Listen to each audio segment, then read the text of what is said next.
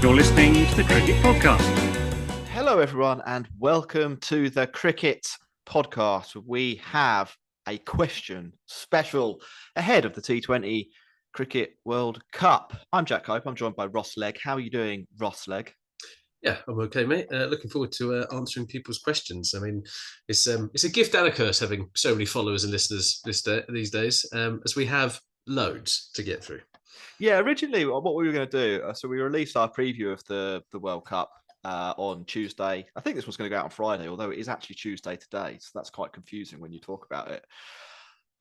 Originally, we were going to do some questions at the end. Normally, we get 4 or 5. This time, we got 22 across the different channels. So you know, it's a full show. Before we get into all of that, though, I'm just going to point you in the direction of our Patreon.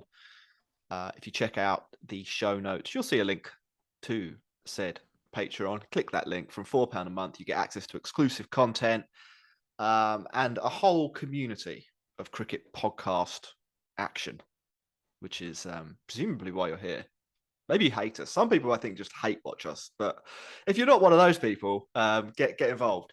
Ross, one of the perks you get for being a Patreon, besides all the additional content and our new show format, etc., is that you get access to our Discord. And our first 2 questions are from the Discord, both from Kartik. Are you ready for the question extravaganza? I'm born ready, mate. Born ready. This is you in your element. So first question, they haven't been curated as well. So these questions are going to be completely random. Some of these things are going to be things that you can answer on the spot. Some things in one word. Some of them are going to take a whole explanation. Okay. Some of them are probably going to be ridiculous questions. So, you know, let's see what happens. It's a free form show. Kartik says, do you guys think they'll pull the boundaries in? Ross, have you got an inside line on where the boundaries will be placed for this T20 World Cup?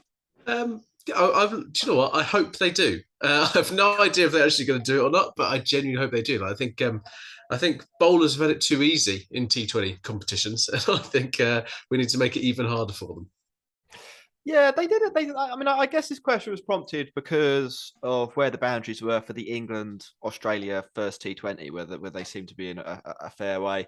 I'm not actually sure. The boundaries were where they were for that match because between Australia and England, or maybe just Australia unilaterally, had decided that's where they wanted the boundaries to be. The ICC, I think, actually get oversight over where those boundaries are placed. I don't know what their motivations are. I don't even know if they know what their motivations are. So I think it's anyone's guess. Yeah, bring them in. I'd say 50-yard boundaries all round. 50 yards, not even 50 metre. 50 yards, mate. 45 metres. 2.5 cricket pitches. That's what we want to play with.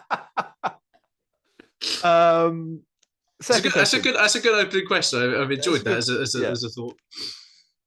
Kartik says, and this is a format question, should we have the qualification stage happen well before the actual World Cup, which we are more interested in? So obviously we've got the group stage to get through in the next week, featuring teams like UAE and Namibia and others. Would you do that separately? No, I don't think I would actually. I think as a spectator, you get the option to watch what you want to watch, right? They're not forcing you to watch those games or be involved in that stuff. So I think those nations have qualified to get to a World Cup. They don't want to be having their own little thing on the side because then it's just like another qualification tournament. It doesn't mean as much. So I think the players for someone like UAE, Namibia, whoever. This is huge in their career, and for some of these players, it would be the only time they're ever going to get to play in a World Cup. So, no is a resounding no. In fact, yeah, I agree with that. I think they're moving, aren't they, towards a different format where there is no Super 12 stage and everyone just is in a group, which makes more sense, I think, and kind of works for T20 as well. It's not like ODI cricket where 99 out of 100 times England are going to beat the Netherlands. In T20 cricket, there is a chance, 1 in 20, say, maybe even more often than that the Netherlands are going to win, and so there is genuine jeopardy in those matches, and they can be in a group stage. And I think, and then you get kind of the best of both worlds, don't you? Netherlands get to be at the World Cup, but also if you're really only interested in the tier A nations, let's say, then, well, great. The World Cup started. They're going to be playing each other at the same time as well. I also like for the T20 World Cup, and they don't do this for the ODI one, that there are like 2 games a day, which is the minimum number of games that you should have a day, I think, for a World Cup. Well, one of the ODI, when it's for the ODI one, it's like 1 game a day, and that game is Afghanistan v flipping West Indies, and both of them are out. It's a bit like, why are you doing this? Like, just start 2 matches and make the tournament better. Anyway, there's the Discord questions. Do you want to go to Twitter or do you want to go to YouTube first? Oh, let's go to YouTube. We're going to YouTube first, right? I have to scroll down my page of questions. So we've got 7 from YouTube. Karnak says, do you think any of the group stage teams have a realistic chance of reaching the main event finals? So I guess semi-finals and final. I think we talked a little bit about this on the preview, didn't we? I think Sri Lanka do. I think that they are quite good, and they beat India and Pakistan recently. They're a bit of a wild card team. You don't really know what will happen, but they've got a few players that are match winners, and I can see no reason why they couldn't overturn some of the better teams. What are your thoughts? So I think Sri Lanka's quite an interesting one, because I'd say 12 months ago they were in, probably fair to say, disarray is probably how I would describe Sri Lankan cricket about 12 months ago. And it's still not perfect by any stretch of the imagination. But as you said, they do have big game players in there. Having someone like Hasaranga is always a benefit. Kamira, the pacer, is also very useful. And then our boy who plays for Punjab Kings in the middle order, Rajapaksa. And I think those guys, as you say, they have the all-round skill set to play in any condition. They are not just suited to playing in Sri Lanka or whatever. So I think, I can see that going well. West Indies, I'm not convinced they have the depth of talent or the 11. I think they've probably got 5 or 6 players who are good. The rest are kind of making up the numbers a little bit on the international scale compared to who they had before. And I think they'll struggle. And then the rest, it will take a miracle for the rest to get through, if I'm perfectly honest. Yeah, I think so. The other thing for Sri Lanka, if you look at the groups, if they top Group A, which they should do because it's the easier group and they're the best team in it by a long way, they'll be in what I think is the easier of the Super 12 groups, with Afghanistan, Australia, England, New Zealand, and whoever finishes second in Group B, which they're probably better than. So they'll probably beat whoever finishes second in Group B. Let's say Zimbabwe. Sri Lanka, I've got a really good chance against New Zealand, I think. So that could potentially be 2 wins. Afghanistan, I think Sri Lanka are better than Afghanistan.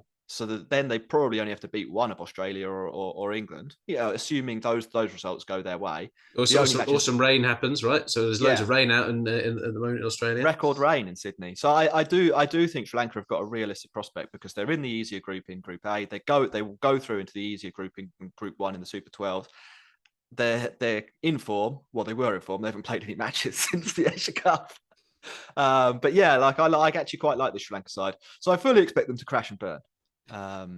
It's the Chris Silverwood effect, baby. That's what it is. Yeah, well, that's it. You get spoons in, don't you? And he does the job. Ayush, good question, Karnak. I like that one.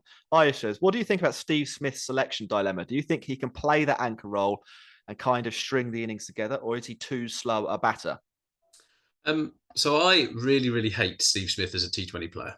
I think in that Australian lineup, they've actually got options who, one, can be more explosive than him, but also do the anchor role. And I think they've got the capability in that lineup. What is the point in Aaron Finch being in that lineup if he's not to do that role? He's not the explosive opening batsman or top order batsman that he used to be, but I think he could have the game to do what Steve Smith is doing. There is not space for both of them in that lineup, in my opinion. Yeah, I agree with that. I don't think we need to spend too long on that. I'm sure we'll have the Steve Smith discussion if he does play at the World Cup, and I wouldn't be surprised if at some point he costs them a game. To be honest, I think it's really obvious that he isn't in their best 5 batters, and Finch does that role. Finch is going to play because he's the captain. There's question marks about whether he should play, to be honest. Yeah, his last tournament, he's retiring, isn't he? And there are a bunch of other players that can do that. I mean, even Dave Warner could play the anchor role if you really wanted him to, and he'd be much better at it. So odd, I think that's really odd. That speaks of too much player power to me. I think you just need to say, sorry, mate. And again, Steve Smith is a phenomenal batsman, but just not in T20 format now. It's moved past him. England did it for root to root, didn't they? So take a leaf out of our book.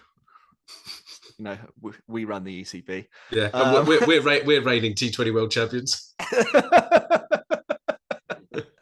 Pradwell, another good question from Ayush. Pradwell says, "What do you think about Sam Curran's prospects at the World Cup? Will he play a part for a game against an opposition and be benched the rest of the tournament, or do you see him being a part of England's best 11 consistently?" So I think I can see him being part of England's best 11 consistently, and I think he might slot in to number 8. So I think he's vying for that Chris Jordan position, but he's impressed against Pakistan. I think he did well against Australia, and that will probably continue to happen. He also offers more with the bat, I think, but again, it's a really difficult one. I think it will depend on matchups, dare I say it. Because Chris Jordan is a better fielder, and that is actually somewhat important, I think, for England's T20, because we've got some bad fielders, and then also it depends on how much difference there would be between those two output of the death. So I'd have a different take on this. I think Curran is vying for the Livingston slot, and if Livingston is fit, Curran drops out. England reorganise their batting slightly. Okay. I think they're going to stay with Brooke as a batter. And I think they're going to pick Stokes. So I think the number 7 role becomes the one, or the number 7 slot becomes the one that they can lose. And I don't know who will bat there, Mo and Ali or something. Number 8, I think, will be between Wokes and Jordan, depending on whether they want to be aggressive in the power play and leave themselves quite exposed at the death, or whether they want to shore up the death a little bit and, forego having Wokes' power play bowling. And I think that would probably suit England, right? Attacking in the power play, looking at the other opposition they're going to face. I think they can be relatively top heavy. So actually, I can see them going with that. I think the other benefit for England is that, in theory, they're one of the teams with their full bowling attack that should be able to take wickets the whole way through. Topley and Wokes in the power play are wicket taking options. Like they should pick up wickets. Wood and Adil Rashid are good middle over wicket takers. Like England shouldn't be going into the death overs with somebody with the other team 3 wickets down. Like I think they can gamble that regularly they'll have the other team 6 wickets down, and then bowling Chris Wokes at the death for an over isn't such a big risk. Or Topley, who might not be the world's best death bowler, probably can do a job against the number 8. I think we kind of agree on the Wokes point. Yeah. Murugessen says, in the England-Oz game, the boundaries seem to be a lot shorter. Is this going to be a trend for the World Cup in all Aussie grounds? I think we sort of answered that. I don't think we know. I don't think anyone really knows. Yeah, the ICC are crazy when it comes to this kind of stuff. Who knows what will happen? There might well be a situation where they start with really short boundaries. People complain because it's unfair, and then all of a sudden they put the boundaries out way too far. Yeah, now you have to hit it into the crowd for it to be six. That would be very cricket. That would. Yeah, Ben Banks, this is a really tough question. What would be your best T20 World Cup 11, but with one player per team? That's a whole show in itself, isn't it? Wow. Well, let's. How about we pick a player from the Super 12 stage, teams that we know there that we rate from each side. So Afghanistan, you're going to take Rashid Khan. Yeah, so he's our number 8. Australia, who are you taking? Stark. You're taking Stark. I think Warner at the moment might be their best player. But okay. You said Stark. We'll go Stark. England. Tough one with England. Butler.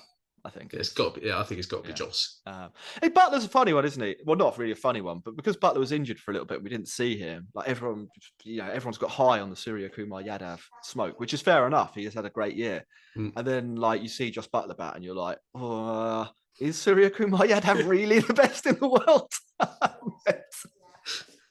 It's just that seed of doubt. I think that hopefully we get to see a shootout between Sky and Butler at some point. New Zealand, their best player. Bolt. God, it's not any of the spinners, is it? Yeah, Bolt. Yeah, we'll go Bolt. Okay, we've got two left armour pacers at the moment. We've got Stark, Bolt, Butler, Rashid Khan. That's not too bad. That's not a bad start. Bangladesh. Yeah, Shakib Hassan. They've got one player. One player. And he's not really going to fit in the team. India taking Surya Kumar Yadav, I presume. Oh yeah, every time. Or Hardik. Oh, Hardik, Surya Kumar Yadav, and Bumrah if he's fit. All three of those just walk into any team. But yeah, well, let's take Sky. Okay, we'll take Sky. Pakistan. Rizwan. So, Rizwan is a good shout. We've already got Joss Butler as wicketkeeper. I really like Shadab Khan, but or Harris Ralph. Okay, you can have Harris Ralph. Yeah. That's a decent bowling attack. Yeah, South Africa. Well, I like Marco Jansen in T20 cricket at the moment. I know, but it's David. It's going to be David Miller. David Miller. Yeah. That's a good start, and then we'll see who else makes it through to round off our team. I think that's a good 8 to start with, though. We don't want to get bogged down too much. So who do we just quickly run through?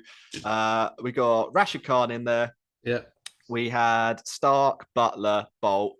That's pretty A-list. Shakib. Surya Kumar Yadav. Pakistan. We had who did we go for with Pakistan? Rizwan. Harris Ralph. Harris Ralph. In my head, I banked Rizwan. You can take Rizwan, please. And Killer Miller. I think that's an okay 8.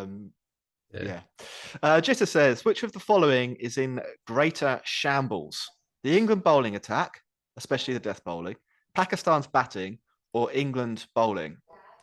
So I think from least of a shambles to most of a shambles, I actually think England's bowling is going to come good-ish at the right time. Okay. I think that they, there's options in that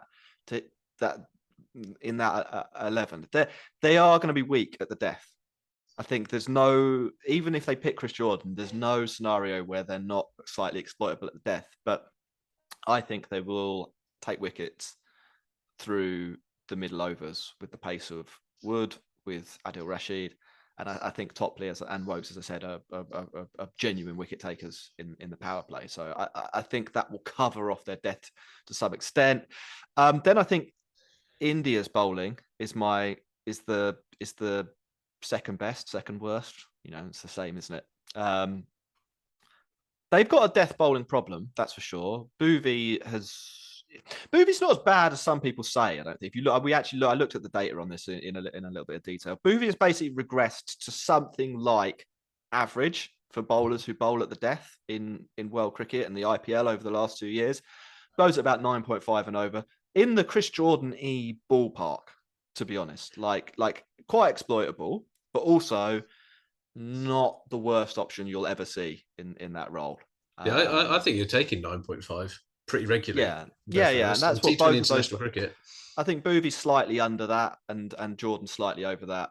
Mm-hmm. Neither of them, I think, they're going to have their moments where you're like, oh my god, but they're also going to have moments where they take 3 wickets and finish the game off for you. So it's rough and smooth. Yeah. I think the bigger problem for India is that they're trying to use Harshal Patel as a death bowler, and there's not really loads of evidence that he is a quality death bowler. Like his economy is over 10 at the death in the IPL and in international cricket. Where he is extra good is the middle overs.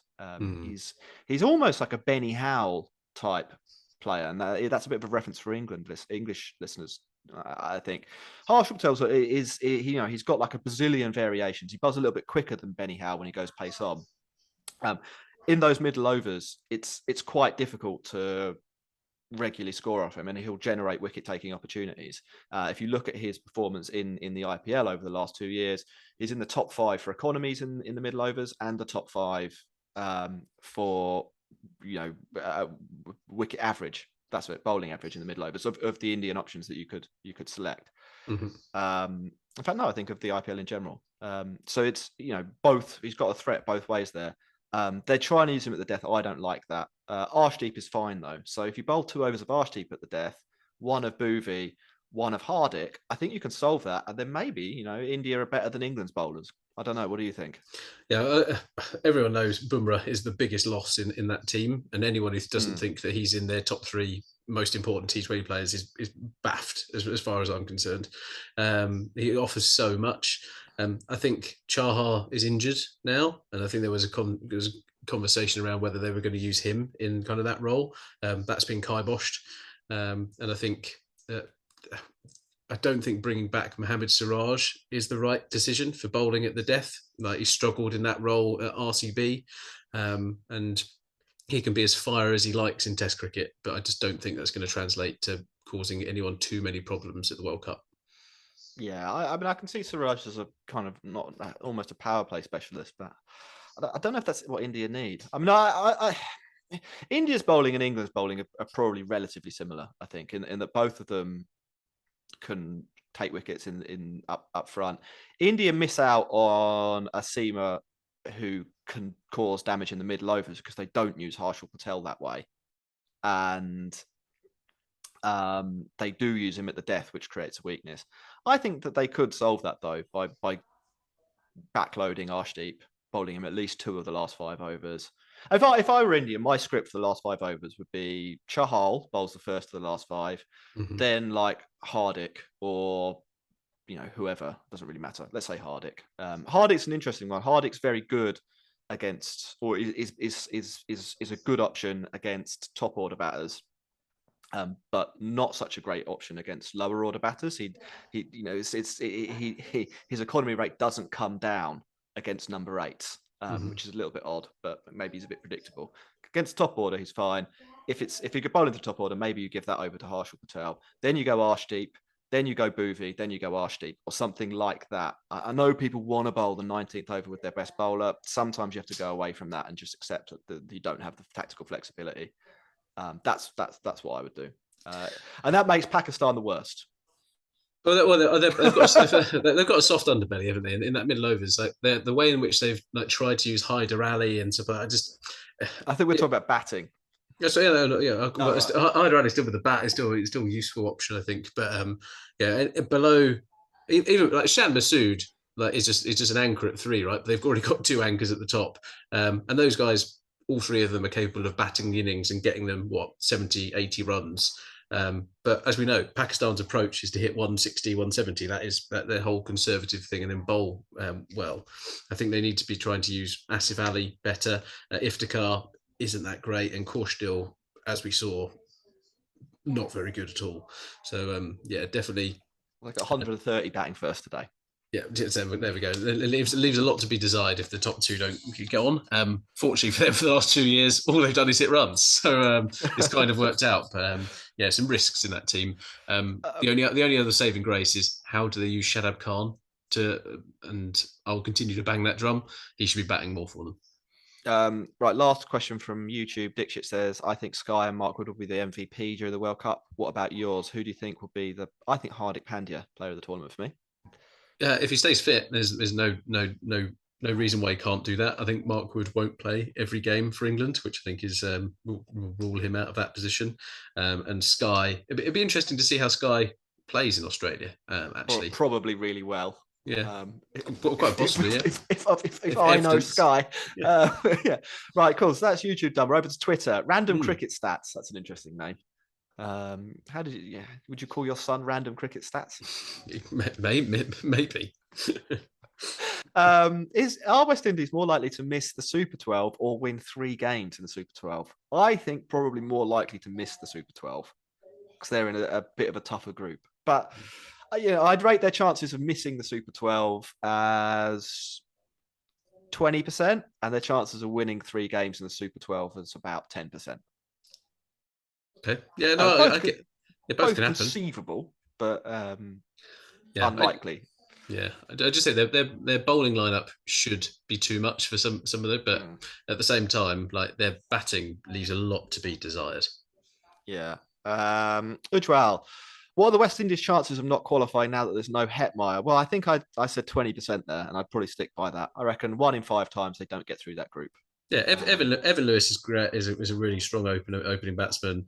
Not too sure. I think they're going to use him at 3 or 4. By the way, interesting. I'm not too sure that kind of Brooks or Mayers offers as much as they should do. We all know Rovman Powell is very, very dangerous, and Puran depends on which one turns up, I suppose. But yes, I think that they should get out of the group. I don't think it's going to be as easy as people think it is, though. There'll be some scares. Dilip says, will Sanju Samson be captain and wicketkeeper of the World T20 Unpicked 11?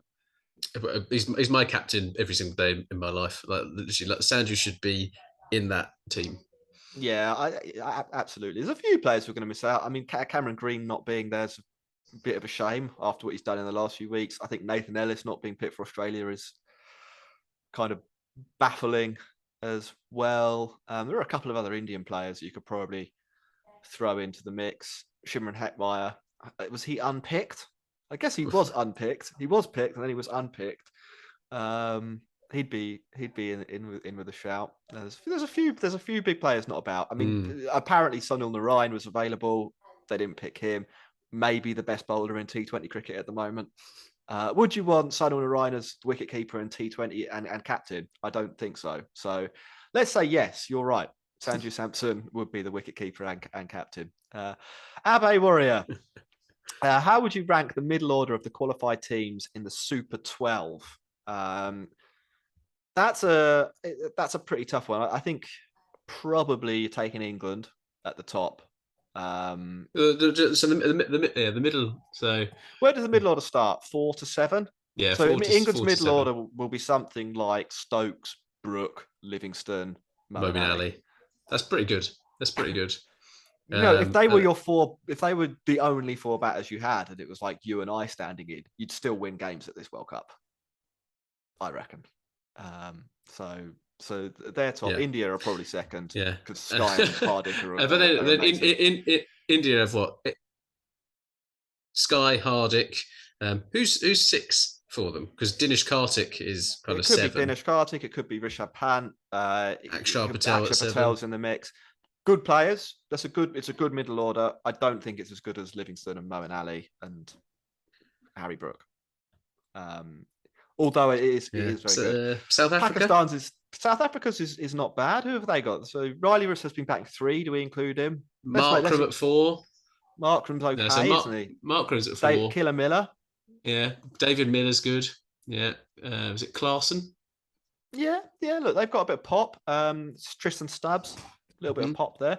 Dangerous. I don't think you'd say it was Rolls Royce.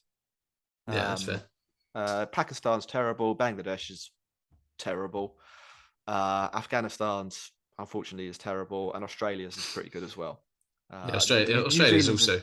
New Zealand's probably par, and Australia's have got the best one. So I'd probably pick England, but on any given day, India's middle order could outperform them. Australia's middle order could outperform them.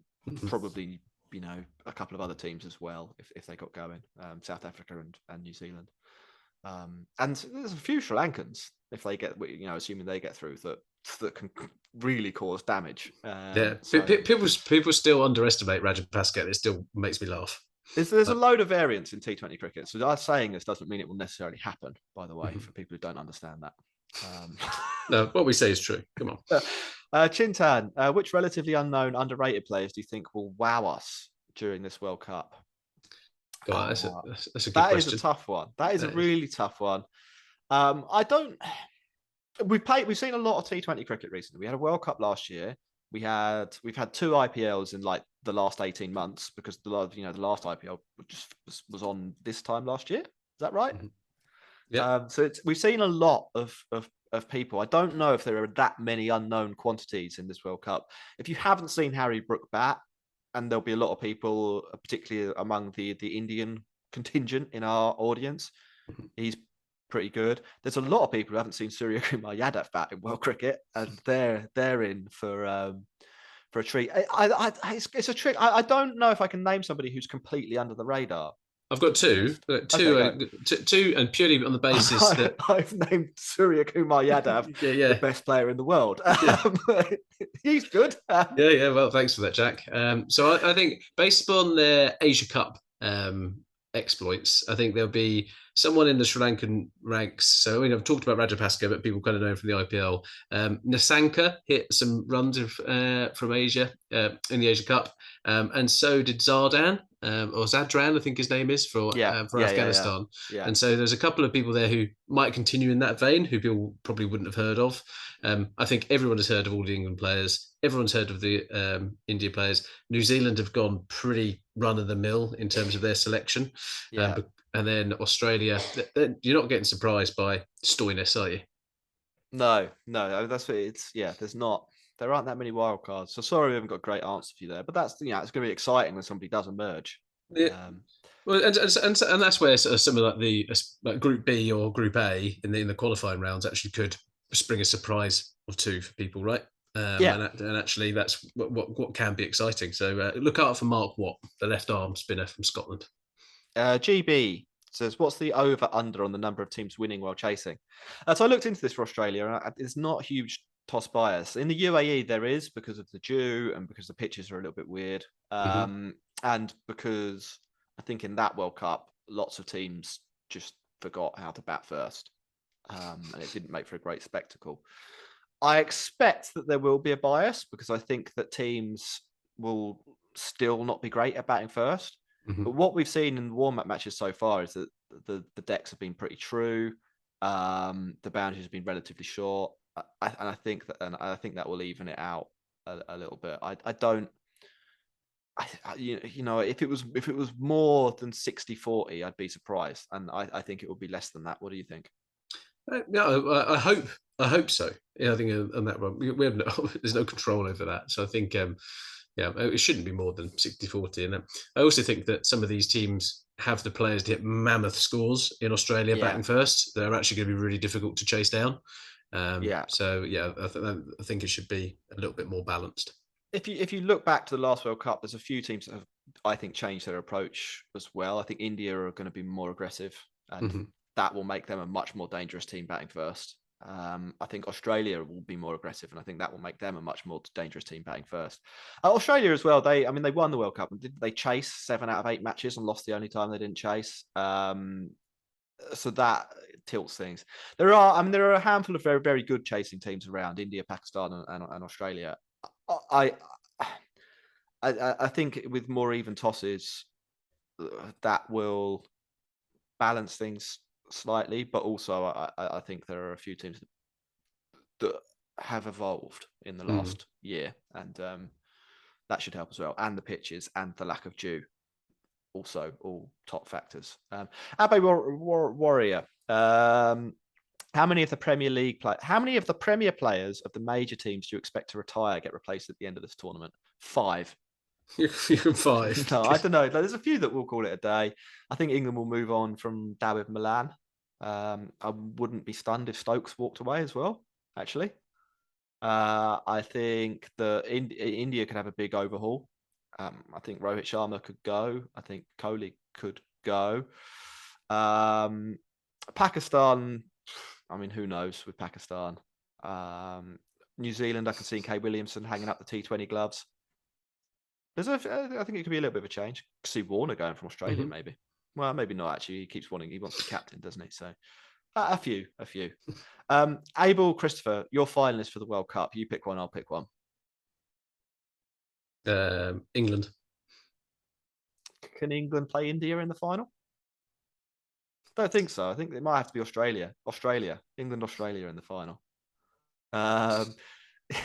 Yash, biggest disappointment category. Who's going to be the most disappointing team and player? And apparently we're not allowed to take the easy route and say West Indies or New Zealand.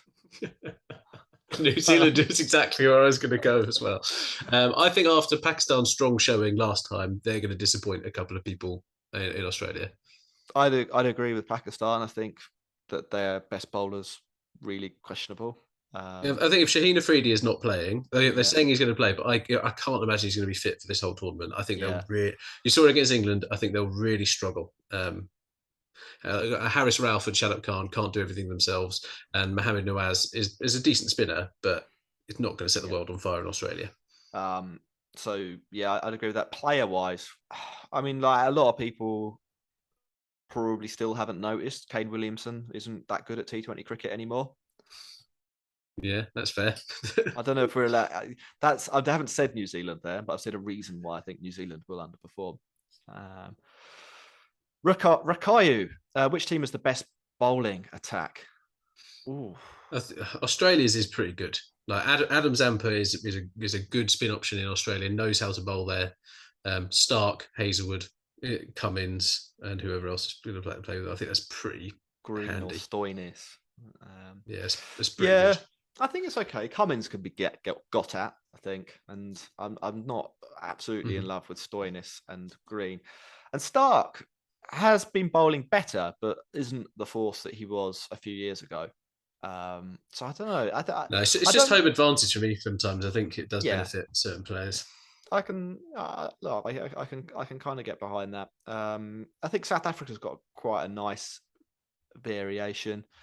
I'm not sure it's really a legendary tournament for bowlers this time round.